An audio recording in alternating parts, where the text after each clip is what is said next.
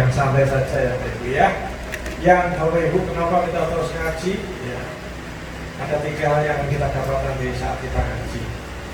Yang pertama adalah kita dapatkan energize. Kita akan mengenergikan kembali. Kita energize, kita dapatkan charging energi. Karena ngaji ada proses energize. Jadi kita jadi semangat. Terus kadang kita ngaji itu boleh jadi materinya berulang, boleh jadi sesuatu itu kita udah ngerti, boleh jadi. Tapi kalau interaksi kita dengan yang lain dan sebagainya, Bapak Ibu, kita jadi semangat. Dalam menarik energi, Bapak Ibu, energi sifatnya luar, tarik-menarik. Bahkan ada riset, Bapak Ibu, ketika pertemuan semacam ini, katakanlah Bapak Ibu, ini yang hadir kan Bapak Ibu, 80 orang itu Bapak Ibu. Masing-masing di rumah bawa energi masing-masing. Ada yang lagi kecewa, lagi bete, lagi rasa-rasa, tapi maksa berangkat, ada yang semangat, ada yang antusias.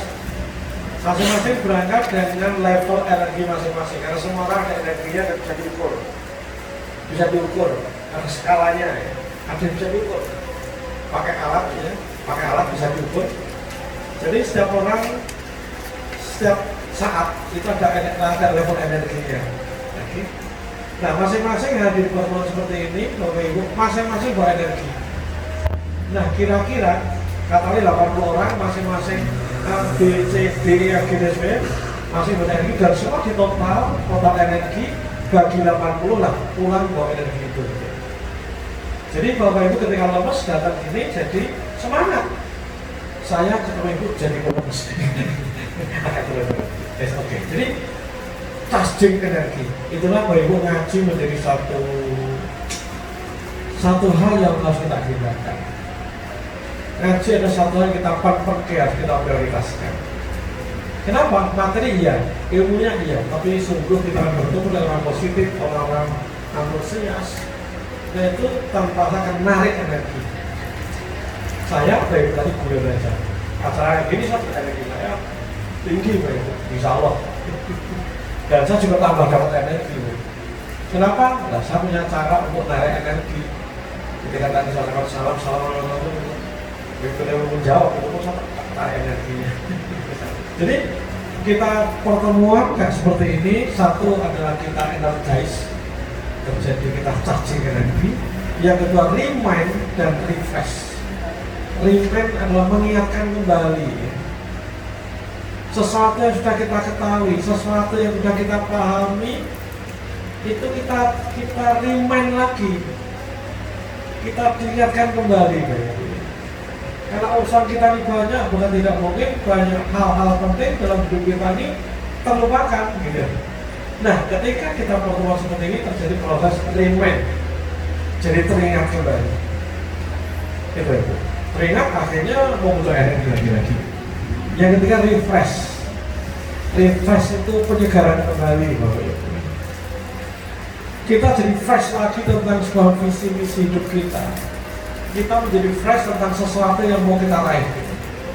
Kita jadi fresh sesuatu yang mau kita capai.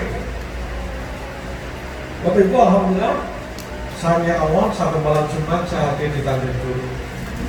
Saya sangat kerasa sekali terjadi refresh. Ujung-ujungnya bakal ditanya, oh mau ngaji, ujung diajak berjuang. Iya, ya gue tak jajan. Tapi syukur Bapak Ibu ketika proses ngaji dari jam 10 malam hingga menjelang subuh, itu jadi fresh kembali gitu.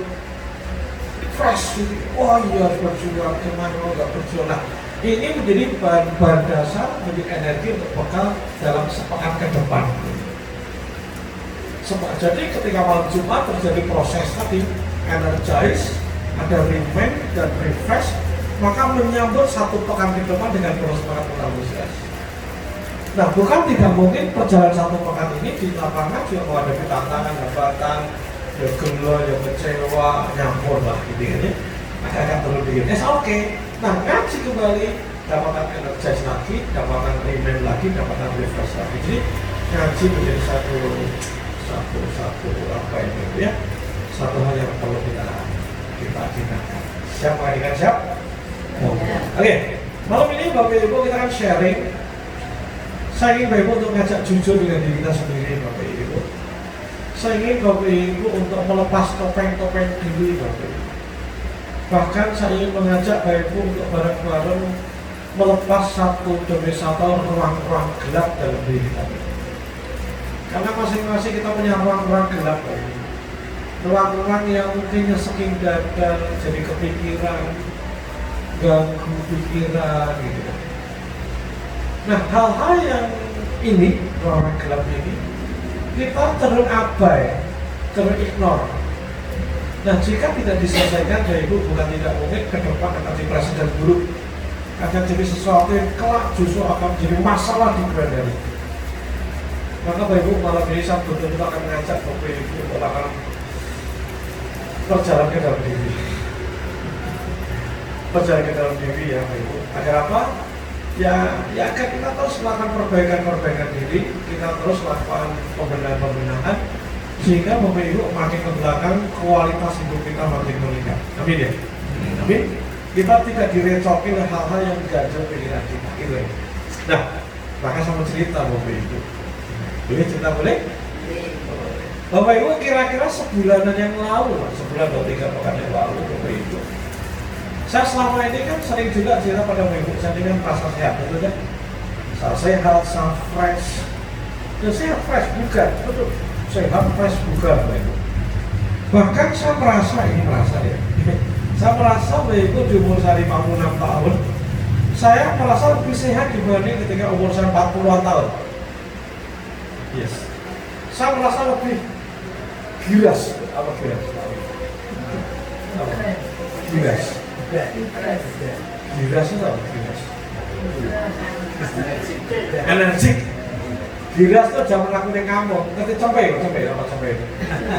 Sampai tempat dek. Anak sapi, anak kudus. Giras itu itu giras. Dan saya giras. Aktivitas saya luar biasa. Loncat sama loncat sini dan aduh sayangnya Allah saya sehat seger paling-paling kalau ya kesehatan gitu karena apa ya mengkawan sama saya segera sesederhana itu. Dan Bapak Ibu 3 atau 4 pekan yang lalu saya lupa persis ada drama dalam kehidupan kita itu. Ada drama yang membuat saya malam gak bisa tidur, saya kepikiran, bimbang diri, mengalami insomnia, mengalami kekhawatiran. Saya khawatir, takut, anxiety, resah, gelisah, nyampur ngeband jadi satu sehingga susah dilukiskan. Karena apa Bapak Ibu? Karena saya general check up kesehatan saya gara-gara itu. Hasilnya apa Bapak Ibu? Ternyata Bapak Ibu kolesterol, berat darah, trigliserid dhuwur Bapak Ibu. Dhuwur dan jauh melebihi ambang batas.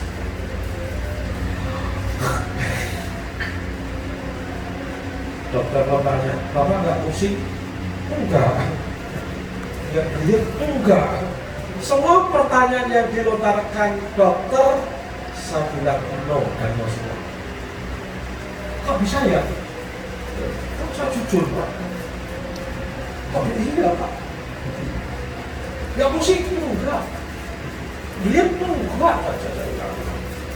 Tapi minum obat ya? Minum obat turun gula darah? Enggak. Belum pernah minum obat? Belum. Sampai yang dengan dokter. Dokter kaget. Kenapa? Dengan angka seperti itu kok tak ada keluar sama sekali. Ya wis Pak, ini biasa.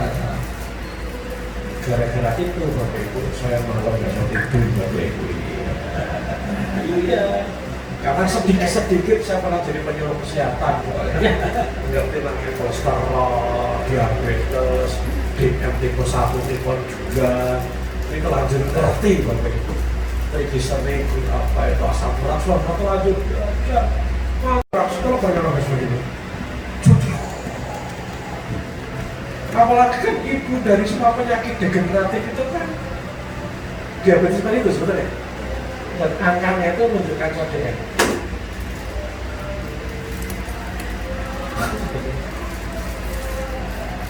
Akhirnya apa Ibu? Oke, keputusannya adalah ke dokter lain untuk melakukan second opinion. Dan di tes lab kurang di tempat yang lain. Dan hasilnya teng 11-12 alias memang jujur dan membuat benar guys. Jadi saya beberapa hari itu betul semua hari shock, depresi banget. Meskipun ya lepas misi gini loh, bingung masalah. Naik mobil, ini saya kepikiran ini mobilnya jauh pendek, macam-macam pokoknya wis bakal karuan. Oke, baik, jadi kegelisahan, kegundahan itu normal. Dia tetap istighfar, tetap berbahagia ini. Dan alhamdulillah Pak Ibu sampai satu titik, oke, saya mau tidak mau daftar ini. Ini fakta, saya terima. Karena saya nggak bisa, karena aku olahraga terus, aku makan harus hati-hati. Olahraga seminggu pengen 10, harus hati-hati. Mau 1001 alibi yang saya munculkan, faktanya ini loh datanya juara lek. Maka Ibu, saya belajar untuk diri. Belajar itu, belajar indikator blok. Ada kodar, ada kodar. Kalau kodar itu mutlak dari Allah, kalau kodar itu ada kodar. Jadi faktanya Ibu, saya gula darah dasar tinggi. Maka mau tidak mau saya maksa diri terima. Gampang? Tidak. Tapi harus diterima. Kenapa? Ketika makin saya denial, semakin saya mengelak, makin saya tidak menerima kenyataan ini, bukan tidak mungkin, justru akan mengalami keadaan yang lebih berat. Betul ya? Bukan tidak mungkin, saya akan mengalami depresi berkepanjangan, bahkan akan kapan? Maka saya terima. Bismillah, semuanya Allah. Terima, ikhlas, acceptor, terima. Seraya sambil terus mohon ampun sama Allah. Tapi kan ya bukan masalah saya sendiri. Itu, ya aku udah makan hati-hati kok Ibu. Wah, kan kerjaan saya itu kan ditraktir makan enak kok Ibu. Sidik lah, kayaknya sidik kan oke juga ini gitu. Sidik jelas, makanya hati-hati. Tapi karena totalnya sudah banyak. Fact, ini fakta. Rahman pulang nafsana, wa ila tawfilan wa nakuna lil khasirin. Supaya nangis, supaya Nabi Adam, supaya Nabi Yunus, la ilaha illa anta subhanaka inni kuntu minadh dhalimin. Wow, oke, kita selesai. Alhamdulillah beberapa saat saya sudah masuk lagu.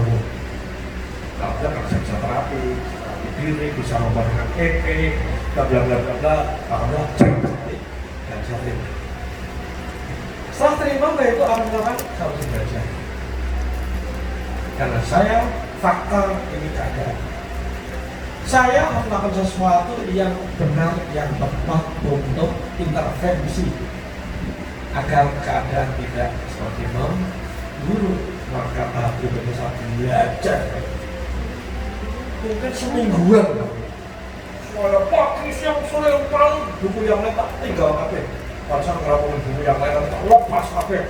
Saya pun ngomong belajar Dr. Teta, Dr. Cahyono, Dr. yang tentang nutrisi dan puasa belajar. Tambah deg-degan tambah miris, tambah deg-degan, tambah miris, tapi mau tidak mau ini fakta. Ini fakta, tambah deg-degan, tambah miris, harus diet, akhirnya belajar diet dari Dewi Hugus, dari Ade Rai, dari macam-macam. Sehingga kita semingguan, pagi, siang, sore, malam, saya lepaskan buku yang lain. Pekerjaan orang, saya hanya belajar karena apa? Ibu, saya harus menemukan resolusi atas masalah saya. Ibaratnya, salah banyak-banyak. Oh ya, laju kolesterol dan sebagainya, dan berusaha menurunkan. Oh ya, bocor kolesterol, macam-macam, bocor semua opsi harus pakai kondisi terburuk. tak pelajari semua benar-benar sampai tidak terjadi gagal ginjal macam-macam. Oh gagal tak belajar rumus ilmu. Oh bukan gini Pak itu kakak dulu Pak. Dan makin seram ternyata. Oh ya, makin gilani, gila ya, makin menakutkan, makin meresahkan, horor. Tapi jangan harus gitu ya. Ini kenyataan kok, dari hati-hati kan tambah parah, betul tidak? Nah, alhamdulillah dari proses belajar Bapak Ibu akhirnya harus memunculkan yang ketiga, resolusi. Apa langkah-langkah solusi yang harus saya lakukan? Ternyata bukan beberapa biji, bukan belasan, puluhan, saya total 34 perubahan yang mau tidak perlu suka tidak suka harus saja harus terjadi perubahan perilaku. Saya tetap minum obat dokter untuk menangani karena itu ya, tetapi apa yang lain ada 34 list olahraga, oh iya tambah kan udah 10 kali nih saya olahraga 1 jam per hari. Ternyata olahraga kardio nggak cukup, harus pakai beban fitness, tumes pakai, harus kurangi karbo, gula. Bahkan dua pengalaman ketika itu subliminal tidak saya sentuh, termasuk malam ini malam tidak saya sentuh. Betul kan pasti ini corona ya. Wah, iya, kalau ini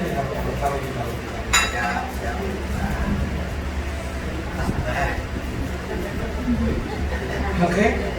Jadi ada 34 item yang harus saya ubah. Kenapa nyoyayan Bapak? Bahkan nasi sidik, betul sidik Bapak. Padahal biasa makan segunung Ungaran, Gunung Merbabu, Telok Moyo, Sidolo, Merapi, Merbabu. Yang dulu kalau malam kolo-kolo sama istri kue tiaw double day sudah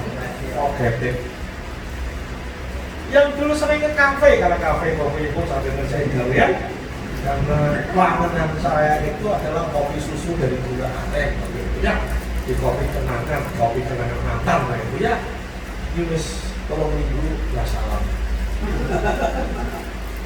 alhamdulillah ngirit termasuk makan sehari cuma 2 kali. Alhamdulillah terjadi pengiritan. Jadi makan apalagi banyak ya. Saya dulu selalu minum orang kampung, orang dulu selalu nas gitu, panas lagi dan kental. Kopi juga nas gitu, teh juga nas gitu. 3 minggu sudah lupa rasanya kopi teh manis. Kalau sudah saya tinggalkan. Dan masih banyak lagi itu. Jadi saya telah mengalami satu perubahan total. Dan baik-baik aja tuh. Baik-baik aja tuh. Gak minum kopi ya, gak minum kopi manis ya enak banget. Olahraga banyak ya enak banget. Bahkan Bapak Ibu beberapa hari terakhir saya sudah lupa rasanya gorengan berapa kali. Biasanya kan ngomong aku tahu petis, mata buah. Ben bojoku karena anakku, aku belotok oleh itu ya.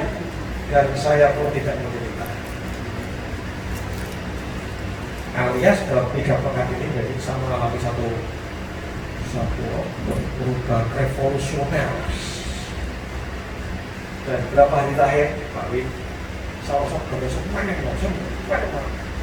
saya selama sudah merasa sehat seger. Dulu enteng, mungkin karena karbonya dikit. Itu sudah ninggalin gorengan, sudah 3 pekan nggak makan Indomie. Isinya sayur bedakan itu. Aku nang warung itu saya milih baik. Aku ngidul arah kemarin arah Belali, wah tak indri makan siang di Tuntang karena Tuntang kalau makan gudangan dan juga sak popole jadi sak piring di sini gudangan lawe nasi Singkatnya terjadi perubahan, gua dosa besar. Ini dosa gue betul-betul kasar. Ini enteng. Oh, luar biasa. Kemarin hari Ahad Bapak Ibu, saya harus ke Sragen.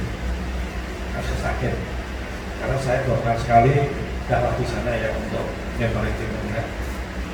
Hari Ahad siang kok, kan posisinya sore. Kalau aku sonteng dapet, tapi tipis. Ternyata nggak cuma itu deh. Ketoknya kemarin sore iya deh. Ketoknya Sabtu iya deh. Jumat mulai ketoknya, Jumat mulai sonteng. Wah ini memang belum mau sonteng. WA dokter saya. Dok, saya ini pusing ini. Kata dia langsung jalan ke WA. Selamat. Amin songo, 11. Selamat. T kasih tanda penuh. Amin 11. Kemungkinan besar Pak Bambang tidak diikat. Nanti cek lagi. Oke, silakan obatnya dilepas. Dan mulai hari Ahad kemarin, berarti sudah 1 pekan ini seminggu yang lalu, saya nggak minum sama sekali. Justru badan itu seger ngomong.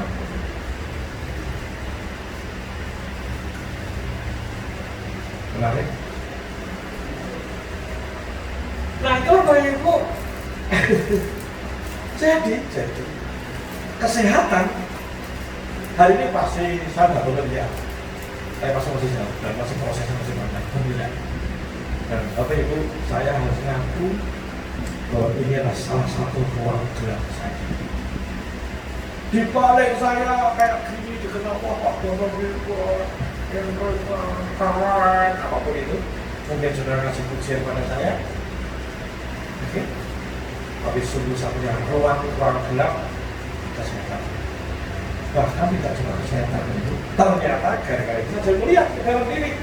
Oh, ternyata saya banyak ruang gelap yang lain loh, yang cuma saya tahu, yang nggak ada orang tahu. Ada ruang gelap yang cenderung saya tutupi. Kalau istri pun nggak sangsi tahu. Ada beberapa yang lain. Nah, itulah ruang gelap. Karena ruang gelap itu ada sebuah situasi, kondisi yang mungkin ganggu pikiran kita, mungkin ganggu konsentrasi kita, sedikit mengusik kebahagiaan kita. Sebuah kondisi yang dirahasiakan. Bapak Ibu, pertanyaan saya, apakah Bapak Ibu punya ruang gelap itu? Halo. Boleh jadi ada penyesalan di masa lalu, sudah sekian puluh tahun yang hari masih sering ganggu. Boleh jadi terganggu dengan ngantuk, marahin kepikiran terus.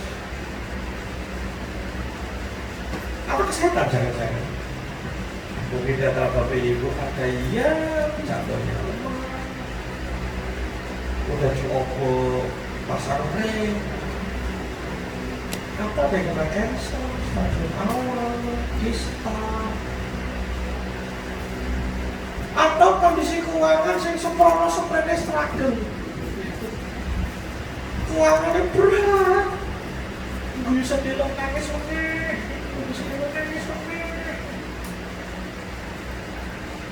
Aku punya utang sih ganjel dan bisa dibayar. Aku piutang ke selaku cara dibayar saya.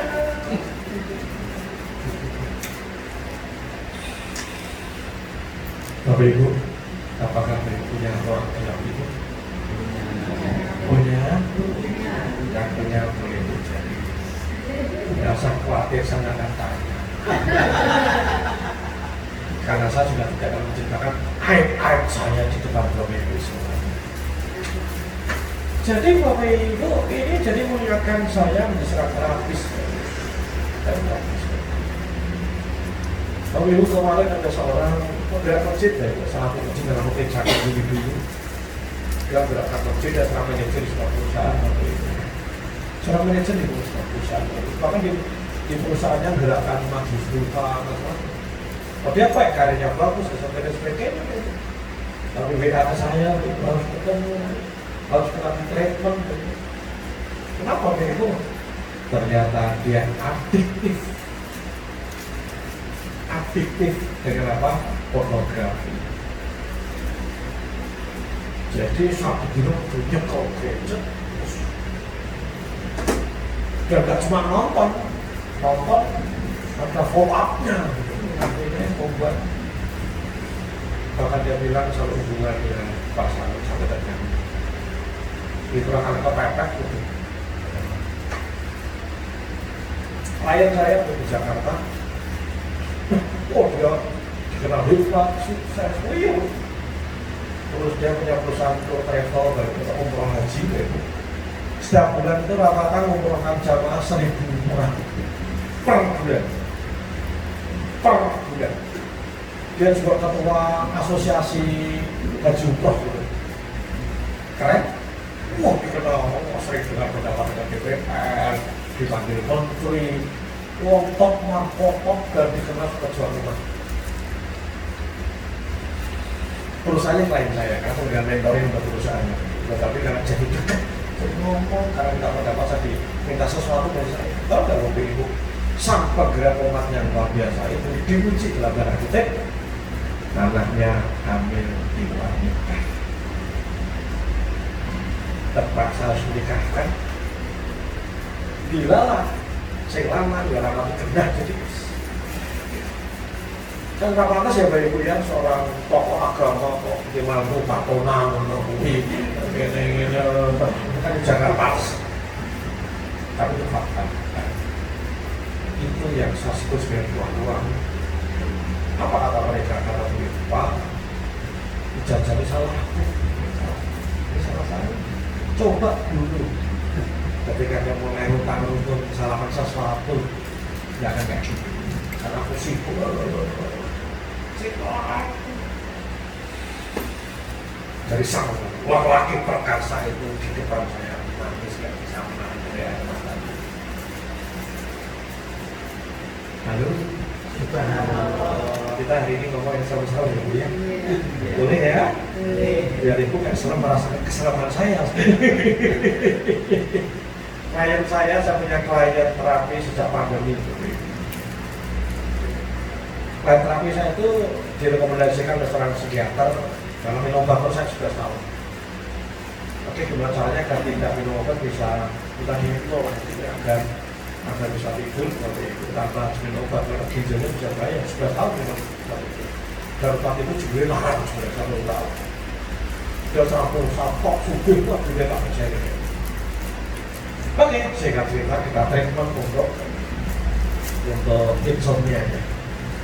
Dan ternyata masih mau minta ketemu lagi. Jebulannya kok itu sudah belasan tahun pisah ranjang dengan sang suami yang hubungannya jelas ngambang. Jadi di balik rumahnya yang harganya 16 miliar, salah satu mobilnya 6 miliar, salah satu belum yang lain. Ada ruang-ruang yang saking dada.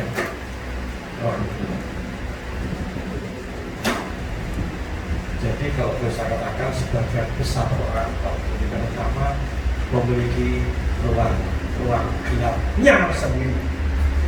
Nah, Bapak Ibu ngomong apakah Bapak Ibu punya ruang gelap ini? Punya? Iya. Punya nggak?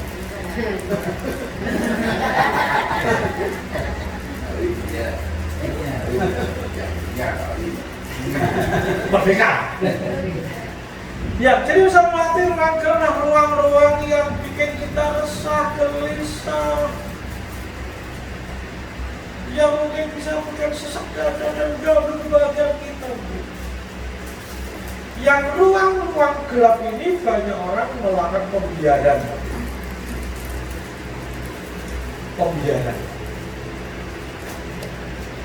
Ignore.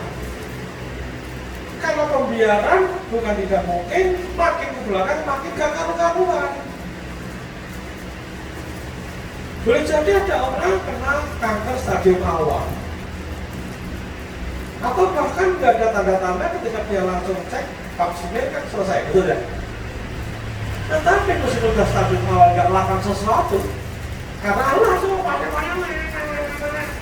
atau justru aku mau periksa baru ketahuan gitu.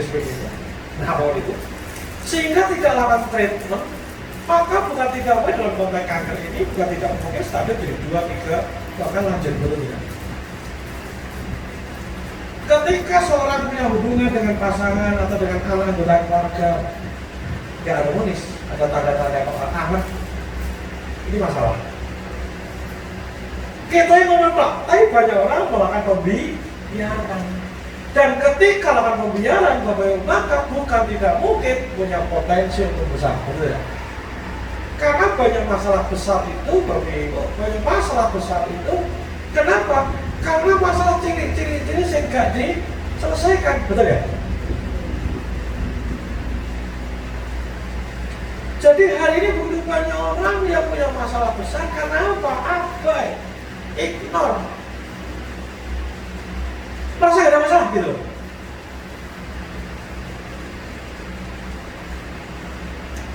Bapak Ibu, lagi-lagi saya terapi sama waktu seorang di depan saya yang menyampaikan itu. Suatu hari saya bilang training di Hamsat lagi. Suatu hari saya bilang training sebuah BMN. Oke? Dan acara trainingnya nggak boleh merokok.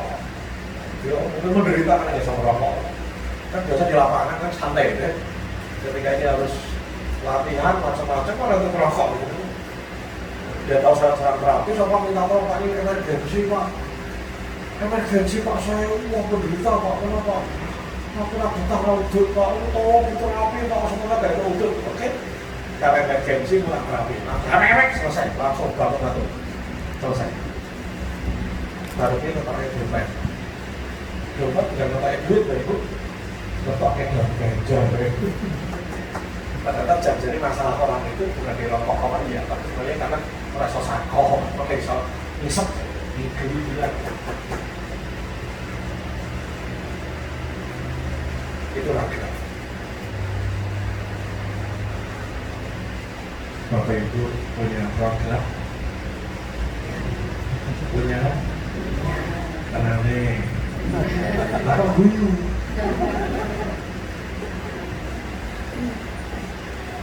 Ya, maka Bapak Ibu mau treatment, mau, yes.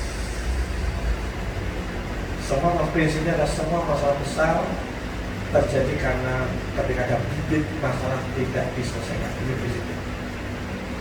Semua masalah besar karena apa? Ada bibit masalah yang tidak diselesaikan.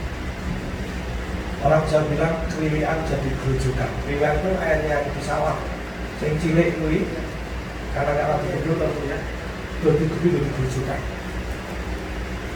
Jadi masalah-masalah besar adalah masalah-masalah kecil yang abai yang tidak diselesaikan. Terabaikan atau diabaikan? Maka Bu, kita mesti jujur dengan diri kita sendiri. Sadar kita punya masalah. Sadar kita punya ruang-ruang gelap itu. Sadar kita ada sesuatu yang harus kita selesaikan, yang jika tidak diselesaikan bisa punya potensi lebih buruk dari hari ini. Misalnya Ibu punya masalah tentang itu, karena bayarnya biasa minimal dosa gesek, dan jelas-jelas susah kuat bayar. Makin lari bunga yang gulung, betul ya? Betul? Tambah problem. Maka sadari kita punya masalah, bahkan kita tidak sedang baik-baik aja. Untuk satu bidang, karir boleh jadi bagus, keluarga boleh jadi oke, tapi ada yang tidak oke. Nah, kalau ini yang paling tahu. Setelah sadar bahwa kita punya masalah yang harus diselesaikan, maka melakukan intervensi. Intervensi itu ya lakukan sesuatu. Solusi ada 4 step yang saya tawarkan kepada Ibu berdasarkan pengalaman saya 3 pekan yang lalu. Ada 4 step. Berapa? Berapa step? 4. Yang pertama ternyata terima. Terima. Ridho. Acceptance. Terima. Terima. Ini aku. Inilah borokku. Inilah sesuatu yang ganjil dalamku. Ini masalahku. Ini masalah. Dan saya bertanggung jawab 100% atas masalah itu. Stop, nyalakan tidak keluar. Saya salah. Kita menempatkan titik kesalahan ada di diri kita, bukan di orang lain. Kenapa? Selama itu masalah, dan kita pemicunya orang lain, kita tidak akan ketemu solusi. Karena solusi pun dari kita soalnya, betul ya? Maka adalah yang punya masalah aku dan aku yang harus menyelesaikan. Terima itu masalah. Makin denial, mengelak, makin kita tidak punya kuasa menyelesaikan. Ini guru-guru bojoku kok. Ini bojoku saya gak penting. Ini bojoku terlalu ini. Gak akan selesai. Gak akan selesai. Stop menyalahkan pihak lain. Saya salah. Sepakat? Sepakat?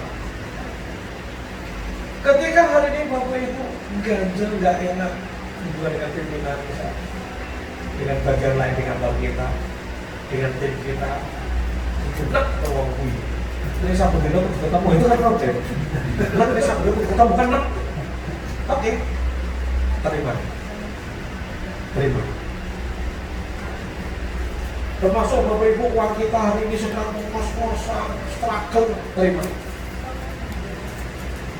Banyak orang jelas gak punya duit, karena negara regulasi. Selama kesalahan di pihak luar, kita akan masih jauh dari solusi. Ketika itu masalahku, maka aku sendiri yang harus selesaikan. Jadi seraya apa bingung? Seraya dari istighfar. Mohon ampun sama Allah. Mohon ampun, istighfar, sekaligus mohon bimbingan Allah. Karena Allah adalah sumber solusi. Allah sumber solusi. Allah ini maha segala-galanya. Sumber solusi ada di Allah. Tenang aja, ada Allah gitu. Ini step pertama. Jadi step pertama apa? Bahkan kalau Ibu terima, bahkan jadikan sebagai pesan cintanya. Hari ini kita lagi viral ya, bisa tentang Gus Miftah. Saya berdoa Gus Miftah istiqomah, kalau suaranya luar biasa, luar biasa. Itu keselewai lah, pantas lah. Kita berdoa beliau betul-betul menerima keadaan itu. Oke? Dan ini jadi pesan cintanya Allah. Jadi jadikan semua masalah kejadian tidak oleh disebut sebagai pesan cintanya Allah. Pesan cinta. Kenapa Ibu? Dalam sebuah firman disampaikan sesuatu yang menurutmu buruk kata Allah, belum tentu buruk bagi kita. Dan sesuatu yang menurutmu baik, belum tentu baik kalau Allah. Artinya ruang-ruang gelap itu adalah pesan cinta. Karena pesan cinta harus tidak diabaikan, betul tidak? Tapi sangat ditindaklanjuti dalam bentuk solusi yang tepat. Siap menerima keadaan diri apa adanya. Berarti siap. Karena makin tidak siap, makin tidak terima, makin gampang. Anggap itu pesan cinta. Step pertama. Step kedua, tanda kedua, belajar. Jadi bahwa karena kita yang selesai masalah, kudu sinau, kita berbangsa 100%. Kudu belajar sinau berkait dengan masalah itu. Dalam case saya yang masalah kesehatan, maka aku kudu sinau, belajar lewat YouTube, literatur, artikel, bahkan mau jurnal loh waktu itu. Saya mau jurnal. Wah, harus sinau. Kenapa? Harus belajar karena biar saya semakin memahami masalahku apa gitu. Ketika paham dulu permasalahannya kan akhirnya kan ketemu solusinya, betul tidak? Ketika kita tahu dulu permasalahannya kan cuma orang bingung lah bingung. Bukan tidak mungkin ketika tidak cuma punya referensi, tindakannya tak pernah karu-karuan. Malah nih dukun misalnya, wes ramai malah sirik kan tambah perkara. Tidak menyelesaikan masalah, malah ciptakan masalah baru. Maka kudu sinau. Wah, sudah benar. Saya harus paham betul. Maka sekarang saya sudah di seminar kolesterol, saya iso saya. Itu tenang, iso tenang. Penyakit kesehatan insya Allah lah. Wes pintar pada dokter lah gitu. Dokter ilmunya keren, tapi teknik menyampaikan kan mungkin kurang cantik betul. Lalu dasarnya ngerti, teknik menyampaikan oke kan lumayan gitu. Bisa order seminar kesehatan kan bisa belum. Jadi belajar itu penting loh. Kenapa banyak orang sudah mencoba menyelesaikan masalah, tapi karena solusi tidak tepat, akhirnya malah bikin masalah baru. Banyak orang ketika dia terbelit masalah utang, karena nggak tahu ilmunya, malah apa? Malah ciptakan utang baru untuk bayar utang. Itu kesalahan fatal. Tidak. Oke. Karena nggak paham tentang kesehatan, kalau radio ya minumlah ini sudah banyak kesaksian. Oke. Ini bener nggak? Maka dengan makin banyak belajar, makin banyak referensi, tingkat kesalahan kita bisa terminimalisir. Sepakat? Sepakat? Oke. Siapa yang belajar sesuatu malam ini? Yes. Step berapa tadi? Step 3, susun resolusi. Apa resolusi? Adalah solusi yang harus kita lakukan berdasarkan masalah yang ada. Itu namanya resolusi. Masalah-masalah, penyelesaian masalah berdasarkan case yang ada. Itu resolusi. Jadi fokus ke masalah tadi. Nah, kudu piye? Nah, ini kan muncul saat kita belajar, betul tidak? Nah, susun resolusi. Kasus saya muncul 34 langkah perubahan perilaku yang harus saya jalan. Antara lain, stop kopi manis, teh manis. Sesekali boleh, sesekali. Tapi yang jadi kebiasaan, loh. Jadi gara-gara ini hikmahnya apa ibu bapak? Istriku sudah tidak begitu pusing seperti dulu. Kopi mana? Wah, sekarang enggak. Kopi pak?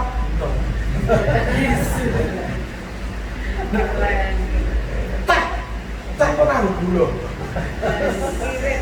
Ngirit betul. Istriku di rumah selalu siapkan cepat kok, baby aku ini saling rapi-rapi. Wis, yang penting stok telur harus selalu tersedia. Karena serapannya telur 2. Oke, jadi ketemu solusi, mau tidak mau, suka tidak suka, saya jalankan itu. Karena jika itu saya jalani, maka solusi akan terjadi. Penyembuhan itu semua Allah, betul tidak? Tugas kita mengerti.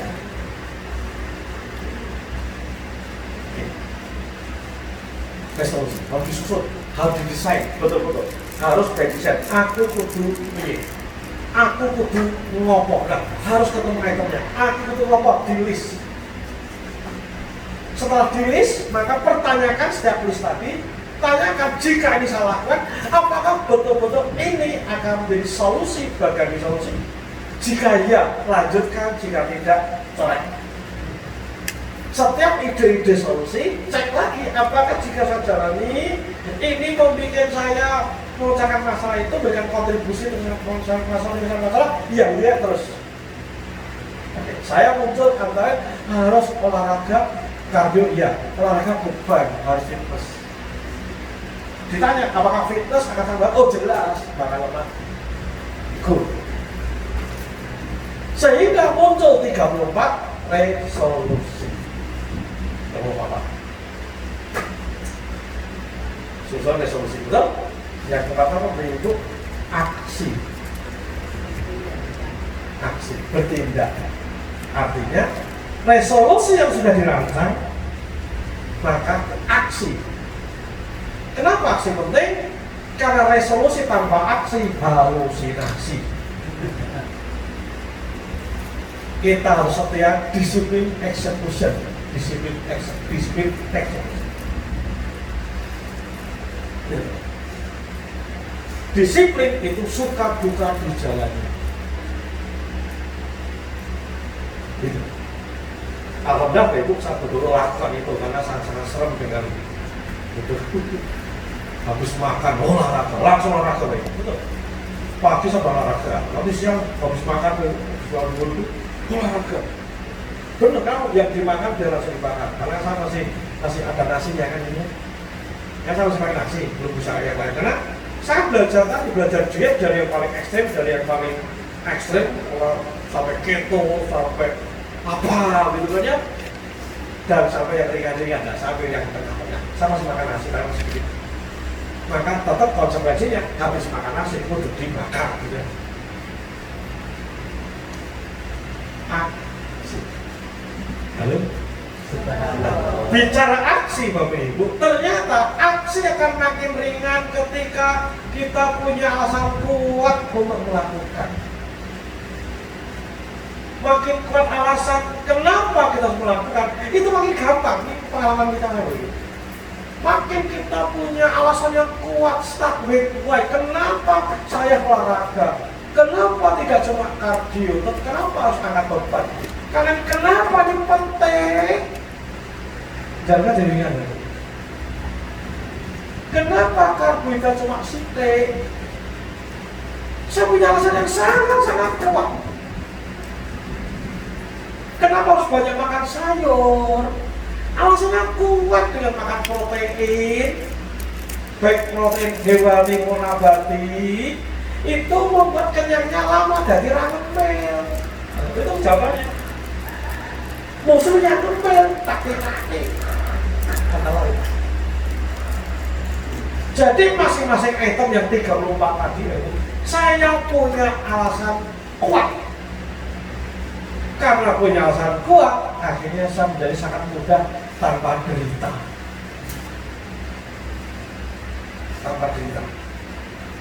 Nah kan kemarin, oke, istriku beli martabak untuk anak-anak biasa. Saya disini buru-buru istriku gitu. Ayo martabak. Masa gitu kilo. Betul Pak Ibu. Padahal nyentek separuh Pak Ibu. Nyentek separuh. Jadi bojoku, ayo Pak, titip Pak. Pak itu kan makin kilo dengan martabak. Waduh. Oh di warung Pak Ibu, saya makan, ada orang makan nasi, mau macam-macam. Aku gelo dulu. Warnanya geragasi. Padahal sesayang lalu aku juga begitu. Sebelahnya aku suka gitu, tapi udah orang mangan itu, ya Allah, segosak empuk. Ya nek dia beli maco kan gak apa-apa ya, walaupun mau jadi instalasi listrik nggak apa-apa. Ini pakaian korpri, betul? Daripada kerja yang pasti nggak tenaga. Aku ngeri.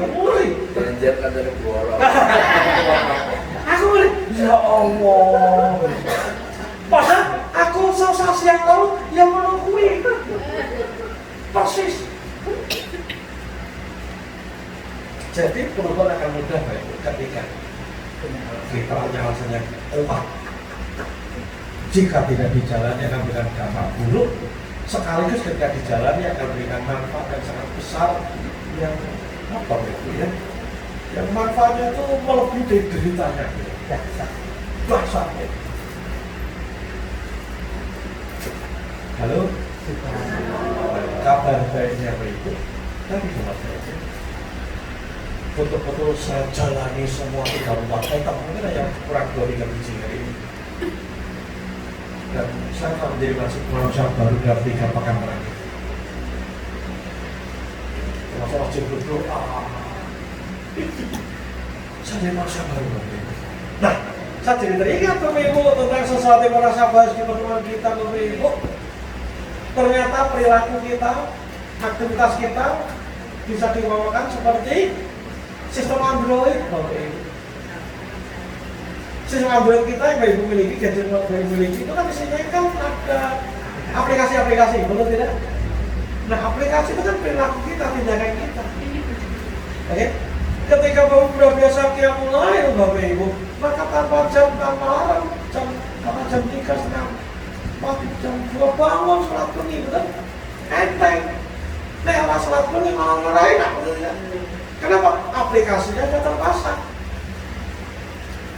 Nah, Pak Bambang dulu tidak pernah kenal minuman kopi, teh kan tidak pernah.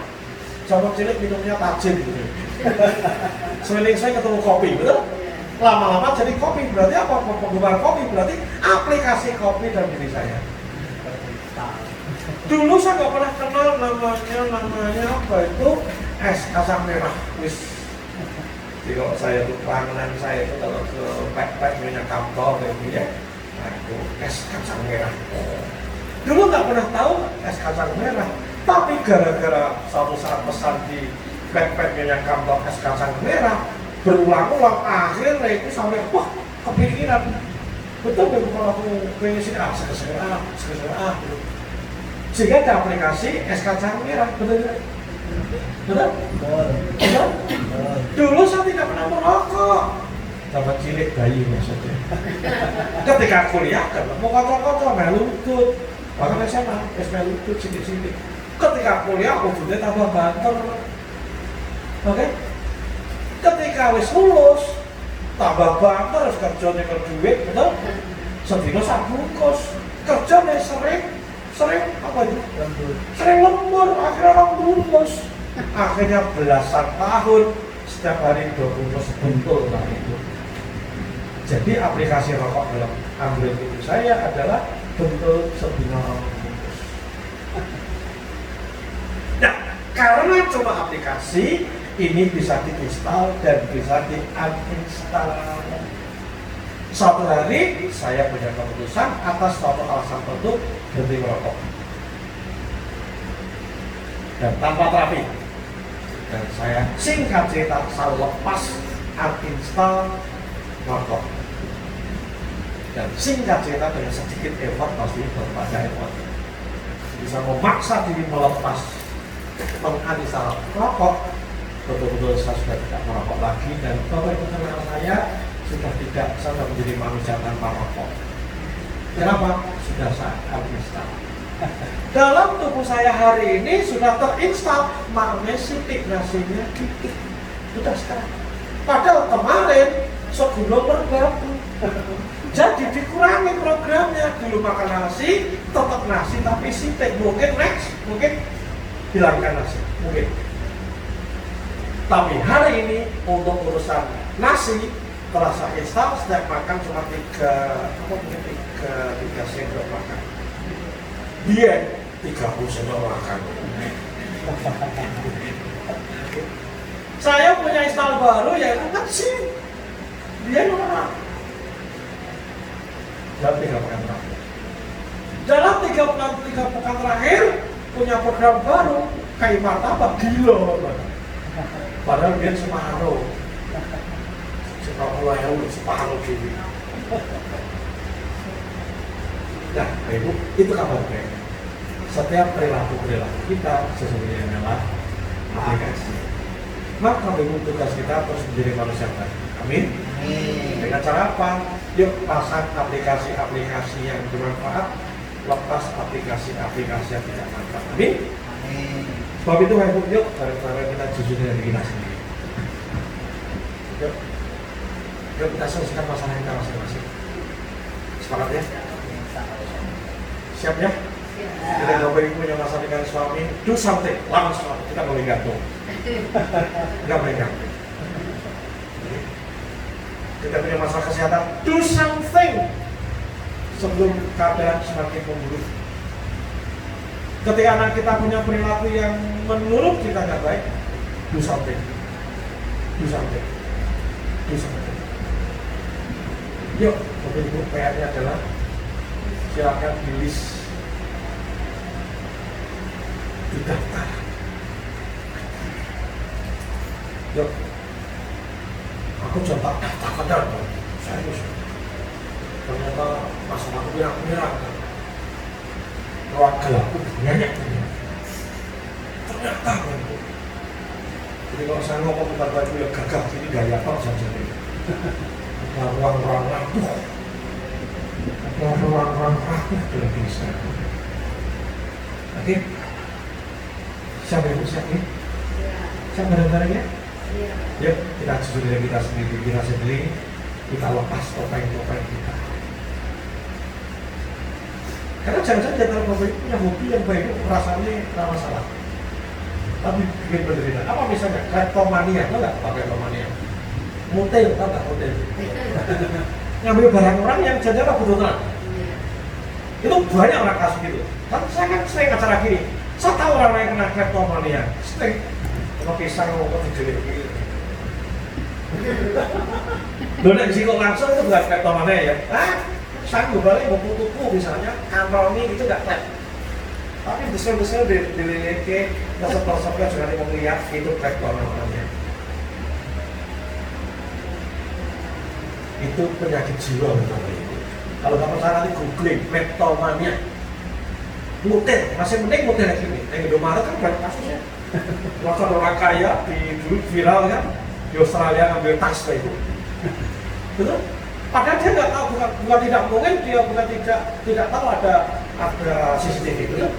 Pada kleptomania nyusahin dia sendiri.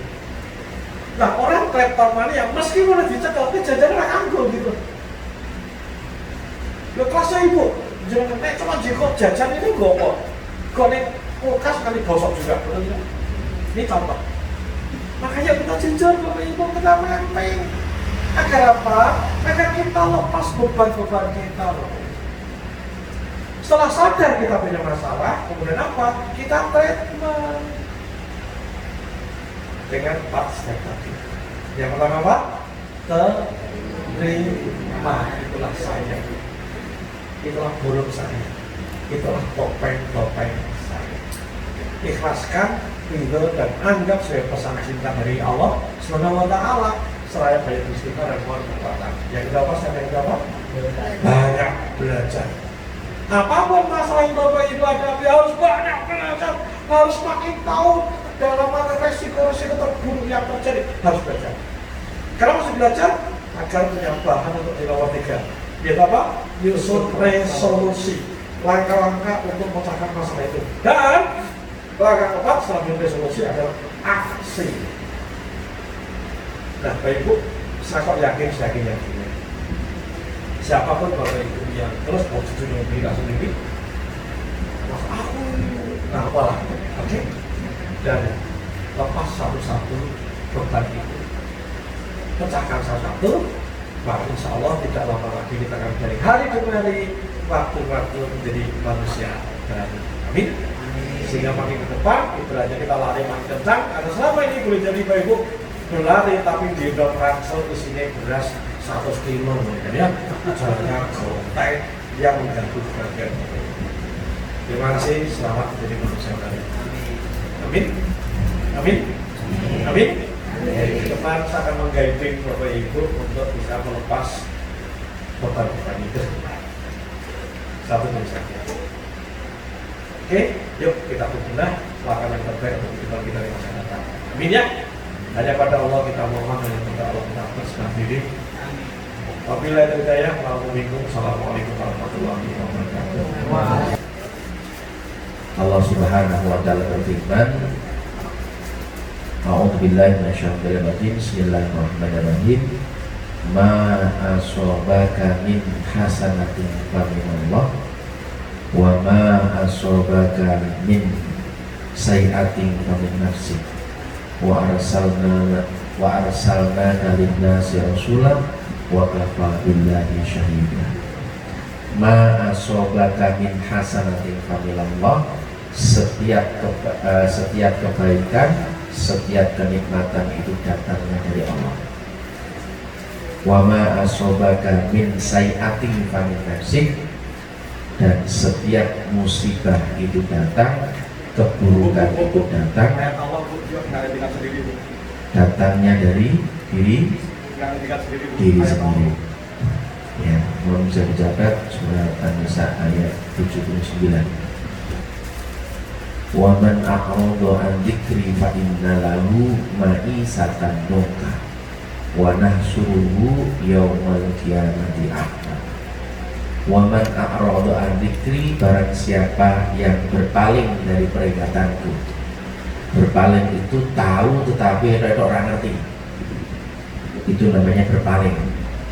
Kalau tulisan P disilang, dilarang parkir, malah parkir. Nah, itu namanya berpaling dari peringatan Allah, berarti melanggar aturan-aturan dari Allah, melanggar larangan-larangan dari Allah.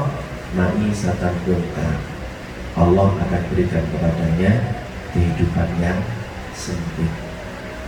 Wa nahsuruhu yaumal qiyamati a'ma, dan Allah akan kumpulkan kelak di akhirat dalam keadaan buta. Kenapa? Karena dulu di dunia dikasih peringatan, dia tahu tapi pura-pura nggak tahu sehingga melanggar, maka dibuat buta sekalian nanti di akhirat. Nauzubillah min dzalik.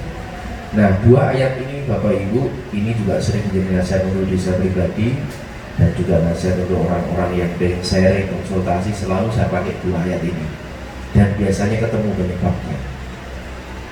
Ya, itulah menjadi bahan muhasabah di kesempatan malam hari ini. Terima kasih Pak Bambang, ilmunya luar biasa ya, dan kita menjadi sadar bahwasanya setiap kita itu ada sisi-sisi gelap.